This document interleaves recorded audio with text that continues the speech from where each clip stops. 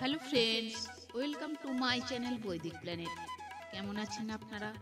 আশা করি সবাই খুব ভালো আছেন, সুস্থ আছেন, শান্তিতে আছেন এবং যে যার নিজের জীবন আনন্দে অতিবাহিত করছেন।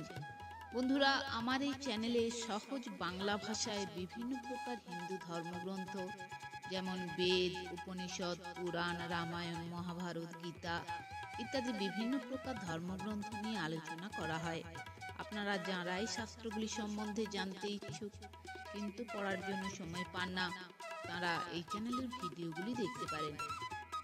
তো বন্ধুরা, আজকে আমাদের আলোচনার বিষয় হলো কথাশরিত সমগ্র থেকে রাজা পুত্রকের কাহিনী, চতুর্থ পর্ব।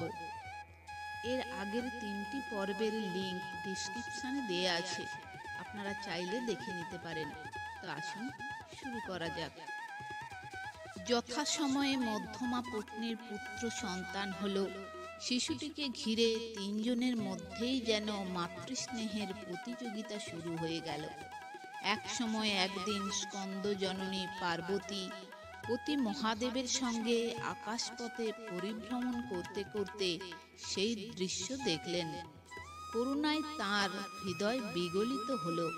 পতিকে দেখাতে মহাদেব বললেন, জানো, পূর্বজন্মে সস্ত্রীক ও আমার আরাধনা করেছিল, সেই পুণ্য ফল ভোগ করার জন্যই এইভাবে জন্মগ্রহণ করেছে। এই বালক আমার কৃপা ধন্য হবে এবং পূর্বজন্মের পত্নী বর্তমানে রাজা মহেন্দ্র বর্মার কন্যা পাটলিকেই লাভ করবে। এরপর তিনি স্বামী ত্যাক্তা পত্নীদের স্বপ্নে দেখা দিয়ে বললেন, তোমাদের এই শিশুপুত্রের নাম হবে পুত্রক। প্রতিদিন সকালে তোমরা ওর বিছানার পাশ থেকে 1,00,000 স্বর্ণমুদ্রা পাবে। এই ছেলে ভবিষ্যতে রাজা হবে। পরদিন ঘুম থেকে উঠে জননীরা দেখেন স্বপ্ন সত্য। সেই দিন থেকে প্রতিদিন তারা সেই পরিমাণ স্বর্ণমুদ্রা পেতে থাকলেন। দৈব প্রেরিত স্বর্ণমুদ্রা দেখতে দেখতে স্ফীত হলো। তাদের অবস্থারও পরিবর্তন হলো এবং যথাসময়ে পুত্রক সেই দেশের রাজাও হলেন। পিতৃবন্ধু যজ্ঞদত্ত হলেন তার মন্ত্রী ও উপদেষ্টা। একদিন যজ্ঞদত্ত বললেন পুত্রকে, তোমার পিতা এবং পিতৃব্যরা দুর্ভিক্ষের ফলে দেশ ছেড়ে চলে গেছেন। কোথায় আছেন, কেমন আছেন কেউ জানে না। তোমার মায়েদেরও মনে শান্তি নেই। তুমি দানব্রত পালন করো, ব্রাহ্মণদের দান করো। তোমার দানের কথা শুনে যদি তারা ফিরে আসেন। যজ্ঞদত্তের কথা খুবই মনে ধরল পুত্রকের। তিনি দান করতে শুরু করলেন। রাজার দানের খবর চতুর্দিকে প্রচারিত হয়ে গেল। দেশ দেশান্তর থেকে ব্রাহ্মণরা আসতে লাগলেন। একদিন তারাও এলেন। অপরিচিতের মতো এলেও তাদের প্রকৃত পরিচয় প্রকাশ হলে পুত্রক তাদের অভিবাদন করে অন্তঃপুরে আনলেন। দীর্ঘকাল পরে তারাও নিজ নিজ পত্নীর সঙ্গে মিলিত হলেন। কিন্তু স্বভাবে যারা দুর্জন, শত সুখের মধ্যে থাকলেও তারা কখনো সজ্জন হতে পারে না। পুত্রকে হত্যা করে তাদের মনে রাজৈশ্বর্য ভোগের বাসনা জাগল। সেই মতো গোপন পরামর্শ করে তারা অর্থ দিয়ে গুপ্ত ঘাতকদের বশ করে একদিন দেবী বিন্ধ্যবাসিনীর মন্দিরের ভেতর পাঠিয়ে দিল, যথাযথ নির্দেশ দিয়ে। তারপর পুত্রকে নিয়ে গেলেন মন্দির দ্বারে। বললেন, যাও, তুমি একাই দেবী দর্শন করে এসো। সরল বিশ্বাসে পুত্রক মন্দির ভেতরে ঢুকতেই গুপ্ত ঘাতকেরা তাকে হত্যা করতে উদ্যত হল। পুত্রক কোনো রকমে তাদের থামিয়ে তাদের মুখ থেকে সব শুনে নিলেন এবং নিজের বহুমূল্য রত্নলঙ্কারের বিনিময়ে প্রাণ বাঁচালেন। গুপ্ত ঘাতকেরা বেরিয়ে এসে জানালো কর্ম সমাধা হয়েছে। মহানন্দে 3 জন ফিরে এলেন। কিন্তু অন্যায় কর্ম চাপা থাকে না। ব্রাহ্মণেরাও রাজসুখ ভোগ করতে পারলেন না। কৃতঘ্ন বিশ্বাস হন্তা জানতে পেরে মন্ত্রীরা তাঁদের বধ করলেন এদিকে পুত্রকের মনে জাগল দারুণ বৃতৃষ্ণা। তিনি গোপনে বিন্ধ্যারণ্যে প্রবেশ করে ইতস্তত ঘুরতে লাগলেন। ঘুরতে ঘুরতে একদিন দেখেন এক স্থানে দুজন দ্বন্দ্বযুদ্ধে মেতে উঠেছে। কাছে গিয়ে তিনি তাদের থামিয়ে মারামারির কারণ আর পরিচয় জানতে চাইলেন। শুনলেন তারা মায়াসুরের পুত্র। বলল, এই পাত্র, লাঠি আর পাদুকা আমাদের পৈতৃক সম্পত্তি। ঠিক করেছি দ্বন্দ্বযুদ্ধে যে জয়লাভ করবে সেই এই সম্পত্তির মালিক হবে।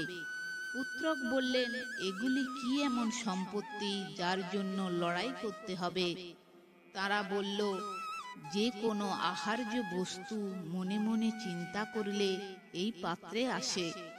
এই লাঠি দিয়ে যা কিছু লেখা হোক তা সত্য হবে, আর এই পাদুকা পায়ে দিলে আকাশ পথে যেখানে ইচ্ছা যাওয়া যাবে। তার জন্যে দু ভাইয়ের মারামারি কেন? তাতে তো কারো প্রাণও চলে যেতে পারে। তার চেয়ে সহজ এক শর্ত করো, দৌড়ে যার জয় হবে এই সম্পত্তি সেই পাবে। অসুর পুত্রেরা অগ্রপশ্চাৎ না ভেবে বললে, কথাটা মন্দ নয়। এই বলে তারা দৌড় দিলে। সেই সুযোগে পুত্রক পাত্র আর লাঠি হাতে তুলে নিয়ে পাদুকা পায়ে আকাশ পথে পাড়ি দিলেন। মুহূর্তে সুদীর্ঘ পথ পেরিয়ে রাজা এলেন আকর্ষিকা নগরে। সুন্দর নগর। স্থির করলেন এখানেই নামবেন, কিন্তু থাকবেন কোথায়? কেউ বিশ্বাসযোগ্য নয়। দেখতে দেখতে তাঁর চোখে পড়ল জরাজীর্ণ এক গৃহ। আছে মাত্র এক বৃদ্ধা। পুত্রক নেমে সেই বৃদ্ধার বাড়িতে গেলেন। অর্থ দিয়ে তার হৃদয় জয় করলেন। তারপর সকলের অলক্ষ্যে তাঁরই বাড়িতে থাকতে লাগলেন। বৃদ্ধাও পুত্র স্নেহে তার যত্ন নিতে লাগলেন। বৃদ্ধা একদিন স্নেহ ভরে পুত্রকে বললেন, বাছা, তোমার যোগ্য পত্নী হতে পারে এই রাজ্যের রাজার কন্যা পাটলি। এছাড়া আমি তো আর কাউকে দেখি না, কিন্তু বড়ই দুর্লভ। রাজা তাকে রেখেছেন অন্তঃপুরের উচ্চ তলে। তাকে ঘিরে সর্বদা সজাগ পাহারা। শোনা মাত্র পুত্রক যেন পঞ্চস্বরে বিদ্ধ হলেন। স্থির করলেন তাকে আজই দেখার। গভীর রাতে নিস্তব্ধ নগর। বৃদ্ধা ঘুমিয়ে পড়েছেন। পুত্রক পাদুকা পায়ে মনোবাসনা জানাতেই আকাশ পথে চলতে শুরু করলেন। মুহূর্তে এলেন সুউচ্চ রাজপ্রাসাদ শিখরে। নিচে একমাত্র সজাগ শান্তি। অন্তঃপুরের সুরক্ষিত যে কক্ষে রাজকন্যা থাকেন তার উন্মুক্ত বাতায়ন পথে নিঃশব্দে এলেন সেখানে। দেখলেন মূর্তিমতী রতি যেন দুগ্ধ ফেননে শয্যায় ঘুমিয়ে আচ্ছন্ন হয়ে রয়েছে। ইতস্তত করলেন কিছুক্ষণ, কেমন ভাবে জাগাবেন তাকে। শেষে নিজেকে আর সংযত করতে না পেরে তাকে আলিঙ্গনে আবদ্ধ করলেন। চকিতে নিদ্রা ভেঙে রাজকন্যা তাকে দেখে বিস্ময়ে অনঙ্গস্বরে বিদ্ধ হলেন। তার চোখে মুখে ফুটে উঠল লজ্জা আর আনন্দ। অতঃপর আলাপ পরিচয় শেষে তারা দুজন দুজনের প্রেম বন্ধনে আবদ্ধ হয়ে গান্ধর্ব মতে বিবাহ বন্ধনে আবদ্ধ হলেন। দেখতে দেখতে রাত শেষ হয়ে এলো। পুত্রকও সকলের অলক্ষ্যে কান্তার স্মৃতি নিয়ে ফিরে এলো নিজের ঘরে। এইভাবে প্রতি রাতেই পুত্রক যেতে লাগলো পাটলির কাছে। উন্মনা পাটলির অঙ্গে সম্ভোগ চিহ্ন একদিন জানাজানি হয়ে গেল। রাজার কানে যেতে তিনি বিস্মিত হলেন। সেই পাপচারীকে ধরার জন্য তিনি এক চতুরা রমণীকে অন্তঃপুরে রাখলেন। রাজা দেশে গোপনে অপেক্ষায় থেকে সে দেখতে পেল পাটলির পাশে নিদ্রামগ্ন পুত্রকে। সন্তর্পণে ঘরে ঢুকে সম্ভোগ শ্রান্ত পুত্রকের বস্ত্র প্রান্তে আলতার এক বিশেষ চিহ্ন এঁকে দিয়ে গেল। পরদিন রাজা চর পাঠালেন চতুর্দিকে। শেষে বৃদ্ধার সেই জীর্ণ গৃহ থেকে চিহ্ন ধরে তারা পুত্রকে ধরে নিয়ে এলো রাজার কাছে। রাজা নিদারুণ ক্রুদ্ধ হয়ে উঠলেন, কিন্তু কোনো বিপর্যয় ঘটার আগেই পুত্রক পায়ে পাদুকা পরে রাজসভা থেকে অন্তঃপুরে গিয়ে পাটুলিকে কোলে নিয়ে আকাশ পথে পাড়ি দিলেন। এসে নামলেন গঙ্গা তীরবর্তী এক স্থানে। মন্ত্রপ্রুত থালির প্রভাবে সুপ্রচুর সুখাদ্যে প্রিয়াকে পরিতুষ্ট করলেন। অতঃপর পাটুলির অনুরোধে পুত্রক সেই লাঠি দিয়ে চতুরঙ্গ বাহিনী সমেত সুন্দর এক নগরের ছবি আঁকলেন। ছবি সত্যে পরিণত হল। পুত্রক হলেন সেখানকার রাজা। এরপর শ্বশুরকে পরাজিত করলেন। পরে পুত্রক হলেন বসুন্ধরার সম্রাট। এই হলো পাটুলিপুত্রের ইতিবৃত্ত। শুনে কানভূতি এবং আমরা বেশ কিছুক্ষণ বিস্ময়ে হতবাক হয়েছিলাম। তো বন্ধুরা, আজ এই পর্যন্তই।